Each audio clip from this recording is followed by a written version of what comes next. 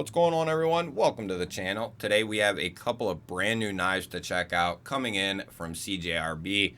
And this should be pretty interesting because I think these are new models here, but I'm not 100% sure because there's nothing on the box. So let's dig into this and see what we are looking at here. And if you're new to the channel, welcome. If you enjoy knife and EDC content, you're in the right spot. Make sure you're subscribed because I release daily videos. And as always, let us know what you're carrying in your pockets today down in the comments. So yes, this is the new model. This is going to be the CJRB Locust. And if you are not familiar, Artisan recently put out a knife called the Home. And this is basically a new design off that similar frame there. But this is going to be coming through CJRB now instead of Artisan. We have that really cool blend here again with the traditional look with the modern materials. And I really like that. That's one thing I really liked about the Home is it has a very traditional look to it. And so does this one. The thumb disc there, that kind of adds a modern element there, of course, but a very traditional looking knife and pattern here. We're looking at G10 on this variant, and you can bet there is probably 5 or 6 of these available in all kinds of different configurations and materials. But this is going to be a black G10 with a black steel bolster. We have gold liners here that match the thumb disc, and that is jimped nicely all the way around. This is going to be a button plunge lock, and you do have that secondary lock here again like the Home series does. And this is going to be steel. The bolsters are going to be steel. Your deep carry clip will also be steel, and it is going to be reversible. All the knives will come with a little lanyard there, and I don't know, those thumb discs must be aluminum. I was wondering about that. So let's see what other pattern we got here. And I think initially these are going to be coming in RPM 9, and then I'm sure they'll do a premium one off of this in S90V and other materials. That's what they've been doing at least, and I think if this is a fairly hot model, they'll probably do the same thing, or it's already in the works. Ooh, that one's kind of flashy there. So we have an uncoated version here, or an uncoated blade version. And that has a washed steel bolster. That looks cool. Let's get this blade out. Black G10 again, but we have green liners, and that is interesting. So this is going to be all steel again. I think they have some different ones, but I'm not 100% sure on, maybe they don't have aluminum bolsters. For some reason, I thought I saw aluminum bolsters as well. But in this case, they went with a satin finish instead of a stone wash. I don't think that's their new sand polish, but I could be wrong. It looks pretty good either way, and I love that spear point blade. So let's go ahead and for the camera's sake, we'll use the black one here for the rest of the video. All my stuff is moved around, so I was looking for my tape measure. We are looking at 2 15/16 of cutting edge, 3 1/8 of total blade, and 7 3/16 overall. We'll do a couple of comparisons here. Vosteed Raccoon up top, Kaiser Drop Bear on the bottom, and it is identical to the Kaiser Drop Bear and just a touch smaller than the Raccoon. And we have the full-size bug out up top and the Artisan Cutlery Home. The Home is going to be identical, so they did that purposefully, and the bug out is going to be right in line with both of them, maybe just a touch bigger. Something I find pretty interesting is I used to be able to separate CJRB and Artisan in my mind. But today, I can't do that anymore. I pretty much just, they're the same to me. Like, I can't separate them anymore because Artisan will dabble in the more affordable stuff, and CJRB now is dabbling in the premium line. So there's really no separation anymore, and I can't separate it in my mind anymore. You know, a couple years ago you could, but not anymore.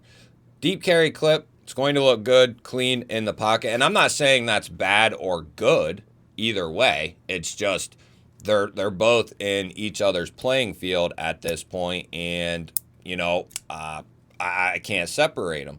Let's go ahead and we'll get a weight on this. And depending on which material you get, the weight will vary a little bit. I think they have wood-handled versions. And if they do have aluminum versions, that'll definitely play a role as well. 3.8 for that one. This one should be the same.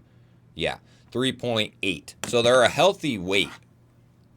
The ratio people might not like that, but it is what it is. It feels good, though, in the hand.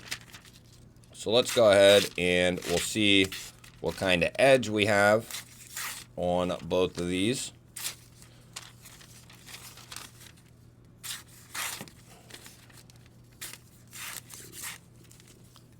Good. That one is significantly better.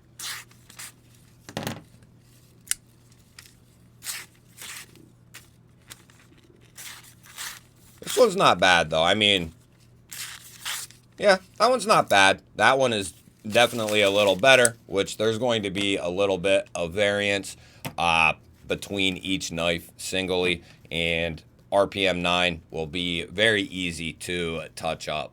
You'll have to let me know, are you interested in seeing their new steel? And if you aren't aware, they have a new steel, or it's out. They have a new steel, it's out. I was going to say it's coming out, but I think they're putting it on some models right now that just came out. And let me know if you want to see some of those on the channel. I'm pretty interested. I've been told by Artisan Cutlery staff, and at this point I'm listening to what they're saying because I think they're being, you know, coached. I think they have people in their group now, so to speak, or in their company that are really paying attention to this stuff. But either which way, it has equivalent performance to S35 VN, which I found very interesting because we're going to see knives from them in that steel, and they're going to be under $100, I think, more often than not. So that's pretty sweet if that is the case. Now what we're going to do here is just check the lock, and typically I think I handled 6 different homes, I think, or 5. And one of them gave us a little bit of issue. It was coated, and I believe I haven't had a chance to dig into it yet. It's sitting over there. It's on my list of things to do. I haven't gotten around to it, but I think it was and is due to the coating. This one is good to go. If you enact the lock, that only shores it up. As far as relying on just that lock, it's not a good idea.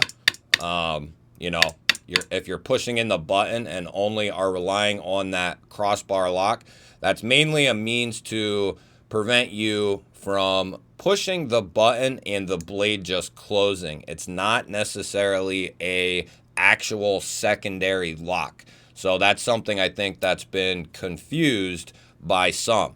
It's not actually a lock for the blade per se, it's a lock for the button. So hopefully that helps some people out there. Let's go ahead and we'll check the other one here. The uncoated version was fine. There's no play up or down, side to side.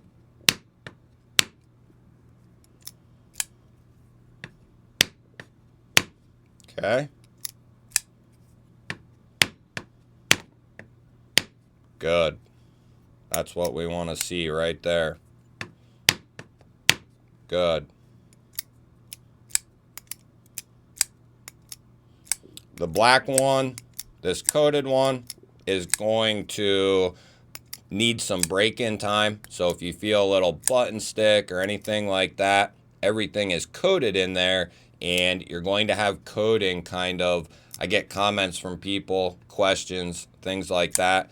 Typically with a coated blade and a crossbar lock or a button plunge lock, anything that, even a liner lock and frame lock, will sometimes need some break-in with that coating. Not always, but especially with button locks and plunge locks, crossbar locks, they're typically going to have a little bit of break-in period because of that coating. It's that coating being worn off as the parts are moving in there. So that is natural. Just give it some time and they will break in.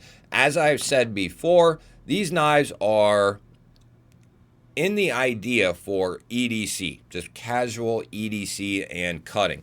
These are not meant for, you know, that secondary lock was not intended for you to think that you could take this out and hammer it into a tree, or, you know, and use it as a step, you know, use it to baton through a log. That wasn't the idea for this. It was just a little bit of added security for people, knowing that if they do come in contact with that button or push it down a little bit, it's not just going to fall closed on you. So that's the idea behind that button there, or that secondary crossbar lock. But yeah, we have another solid design from CJRB and Artisan. I really like what they're doing. They're putting out new models. They're putting out thoughtful new models. You know, these are, I would say, pretty unique designs. You know, in an idea, we don't see a ton of stuff like this, especially in this price range. So it's really cool what they're doing, and I love the fact that they're taking more affordable models that are really, really good knives and turning them into premium knives, which is awesome. Plus, they're putting out completely new models in premium versions as well. So not only are they, you know, some companies get stuck in just make budget knife, make premium knife out of budget knife, and that's it. You know, so it's cool that Artisan's bringing in premium knives as well. And I'm pretty sure CJRB has, you know, some budget stuff that Artisan's just not doing in a premium sense.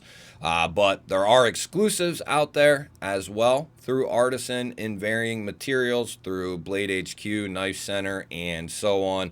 So they're doing a lot of good things. You'll have to let me know. What do you think of the new Locust? What do you think of CJRB and Artisan? Do you have some knives from them? And how do you feel about them? What's your favorite one? Don't forget to hit the thumbs up button. That helps push the video to more people. If you're new to my channel, I release daily knife and EDC content just like this. Make sure you're subscribed and you ring the bell. That'll notify you anytime I release new content. I'll put a couple of new videos up on your screen. Go check one of them out. Have yourself an awesome day. Thank you all again for watching. I will catch you on the next one.